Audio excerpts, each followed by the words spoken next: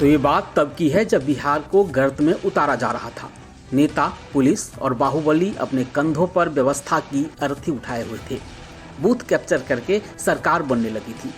ठेकेदारी में हिस्सेदारी मंत्रियों और विधायकों की अतिरिक्त कमाई थी। ये कमाई होती थी बाहुबलियों के जरिए, इसलिए नेता बाहुबली पालते थे। ये बाहुबली पहले बूथ कैप्चर करते थे, फिर ठेकेदारी पर दावा ठोकते थे। इसके लिए इन बाहुबलियों में होती थी वर्चस्व की लड़ाई।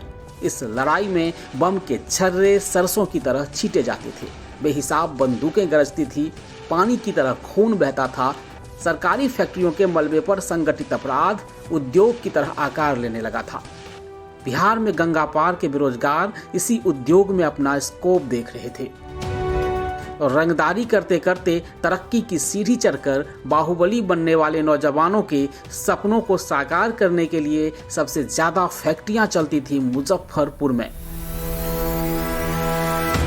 यूं तो मुजफ्फरपुर मशहूर है आम और लीचियों की मिठास के लिए, मगर 80 और 90 के दशक तक यहाँ की फिजाओं में बारूदी गंध की कड़वाहट कहीं ज्यादा थी। रंगदारी रगों में दौड़ती थी, गली गली गुंडागर्दी होती थी, ठेकेदारी यहीं से चलती थी। ऐसे में बाहुबली बनने की हसरत आसपास के जिलों के लड़कों को यहीं पहुंचाती थी, क्योंकि यहाँ के कॉलेज के हॉस्टल में पढ़ाई कम, लड़कों के अंदर गैंगस्टर वाले तत्व पर रिसर्च ज्यादा होता था। लेबोरेटरीज में साल 2 साल की बारूदी माथापच्ची के बाद कॉलेज के लड़के पाइथागोरस का थ्योरम प्रूफ करना भूलकर बम बनाने लगते थे। जेब में कलम की जगह कमर में कट्टा लटकने लगता था और यूपीएससी क्रैक करने की चाहत लोगों की हड्डियां तोड़ने में बदल जाती थी। फ्रेशर गैंगस्टर गलियों में घूमकर बाहुबली बनने की इंटर्नशिप क्या करते थे और यही इंटर्नशिप अपने खादी वाले आका की नज़रों में उतरने का रास्ता तैयार करती थी। तो खैर, इस मुजफ्फरपुर में बाहुबलियों के तब 2 आका हुआ करते थे, एक हेमंत शाही, दूसरा रघुनाथ पांडे। रघुनाथ पांडे का प्यारा था चंद्रेश्वर सिंह और हेमंत शाही ने अशोक सम्राट को पाल रखा था। वही अशोक सम्राट जो बिहार का पहला सबसे बड़ा बाहुबली था, जिसने पहली बार सड़क पर खड़े होकर बिहार को AK-47 से खूनी साक्षात्कार करवाया था, जो हाथ में AK-47 रहते हुए भी 303 से जिंदगी हार गया था। आज कहानी उसी अशोक सम्राट की। अशोक सम्राट की कहानी शुरू होती है क्रांति की रेडलैंड यानी बेगूसराय में एक शर्मा जी के घर से। सौभाग्यशाली थे तेघरा वाले शर्मा जी की घर सुपुत्र पैदा हुआ। लाल सलाम वाले शर्मा जी ने बेटे को पढ़ाया लिखाया। बेटे ने डबल MA किया, जॉब भी ट्राई किया। हालांकि कॉलेज डे से ही कट्टा वट्टा रखने लगा था, लेकिन बेगूसराय में कट्टा छुरा कोई हथियार की कैटेगरी में तो रखा नहीं जाता था, इसलिए सब नॉर्मल सा था। लेकिन कहते हैं कि लेफ्ट और कांग्रेस की विचारधारा की लड़ाई में गांव का ही एक जिगरी दोस्त जूनियर शर्मा का जानी दुश्मन बन गया। शर्मा जी का लौंडा दोस्त पर फायर दागने की बजाय दिल में दरक चुकी दोस्ती का दर्द लिए पहुंच गया क्राइम लैंड मुजफ्फरपुर। कुछ दिन इधर उधर भटका और फिर गुंडागर्दी में अपना फ्यूचर खोजने लगा। सबसे पहले अपना नया नामकरण किया और फिर यहीं से अशोक शर्मा अशोक सम्राट के रूप में कुख्यात होने लगा।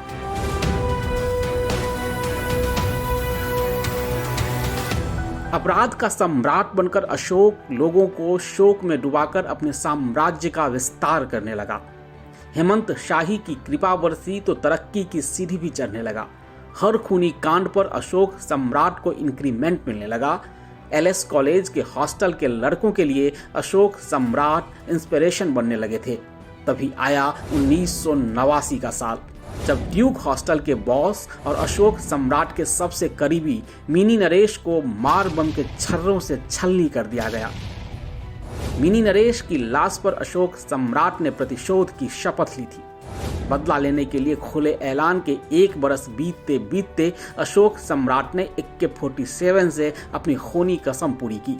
मुजफ्फरपुर के छाता चौक पर चंद्रेश्वर सिंह को घेर लिया और फिर चंद्रेश्वर की छाती पर AK-47 से 40 गोलियां दागकर अपनी बादशाहत की मुहर लगा दी। पहली बार AK-47 की तड़तड़ाहट से पुलिस कानून सब कांप गया था। तब तक बिहार पुलिस ने भी AK-47 का दर्शन नहीं किया था, लिहाजा अशोक सम्राट बतौर बाहुबली स्थापित हो गया। लंबे वक्त तक बेताज बादशाह वाले स्टाइल में एक छत्र राज करता रहा। हालांकि रघुनाथ पांडे ने शुक्ला ब्रदर्स को ऑक्सीजन देकर अशोक के टक्कर में लाकर खड़ा कर दिया था। मुजफ्फरपुर में दोनों तरफ से लाशें बिछने लगी थी, लेकिन असली खौफ तो अशोक का ही था। हॉस्टल के लौंडे से गली के गुंडे तक सब उसकी नाम की कसम खाने लगे थे। अशोक सम्राट अगिया बेताल की तरह भौकाल मचाए हुआ था, लेकिन पुलिस के पास उसकी एक अदद फोटो तक नहीं थी। मुजफ्फरपुर और वैशाली, बाढ़, समस्तीपुर से लेकर खगड़िया, मुंगेर, बेगूसराय तक बूथ की लूट अशोक सम्राट ही तय करता था। नेताओं को जिताने की ठेकेदारी के बाद रेलवे और रिफाइनरी की ओर उसने रुख किया। अशोक सम्राट की मर्जी के बगैर न तो बरौनी रिफाइनरी की ठेकेदारी तय होती थी और न ही रेलवे की। धीरे धीरे अशोक सम्राट ने मुजफ्फरपुर से किनारा करना शुरू किया, लेकिन बेगूसराय को उसने अपने खौफ के ताप से बख्श रखा था। हालांकि उसके प्रभाव से सभी वाकिफ थे। बताते हैं कि अशोक सम्राट के मुजफ्फरपुर से दूर जाने के पीछे उसका व्यापारिक और सियासी दिमाग था। उन दिनों बरौनी और हाजीपुर रेल डिवीजन में रेलवे का काम जोरों पर था। यहाँ एकाधिकार अशोक सम्राट ने जमाया। रेलवे के सभी ठेकों और नीलामी में उसकी तूती बोलती थी। जिस सूरजभान सिंह के नाम से बिहार कांपता था, उस सूरजभान सिंह को अशोक सम्राट ने अपने जीते जी कभी मोकामा से बाहर नहीं निकलने दिया। हर छोटे बड़े ठेके अशोक के फैसले पर होता था। दूसरों को सत्तासीन करने वाला अशोक सम्राट अब खुद सत्ता में हिस्सेदारी की हसरत पालने लगा था। शायद यही उसकी खता थी। वो सूबे के सूबेदारों की नजरों में खटकने लगा, क्योंकि इशारों पर नाचने वाला अगर बराबर में आकर बैठ जाए, ये किसे बर्दाश्त होगा। और फिर वही हुआ जो हर अपराधी के साथ होता है। लेकिन अशोक सम्राट का क्लाइमैक्स बाकियों से अलग था और सस्पेंस भरा भी। और ऐसा इसलिए था क्योंकि कोई पुलिस वाला उसे पहचानता भी नहीं था।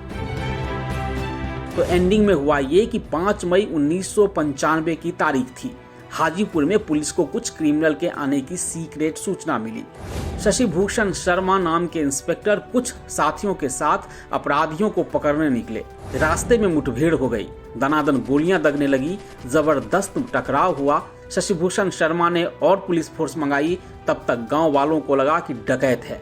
गांव वाले भी खदेड़ने लगे। AK-47 से गोलियां दागते सारे गैंगस्टर भागने लगे और भीड़ देखकर गांव के एक घर में छिप गए। गांव वालों ने घर में आग लगा दी। शशि भूषण शर्मा ने गोलियां दागी और सारे उसमें ढेर हो गए। जब शवों की शिनाख्त हुई तो सबके होश उड़ गए, क्योंकि एक लाश उस शख्स की भी थी जिसके खौफ से उत्तर बिहार कांपता था। इस तरह AK-47 वाले अशोक सम्राट की कथा खत्म हो गई।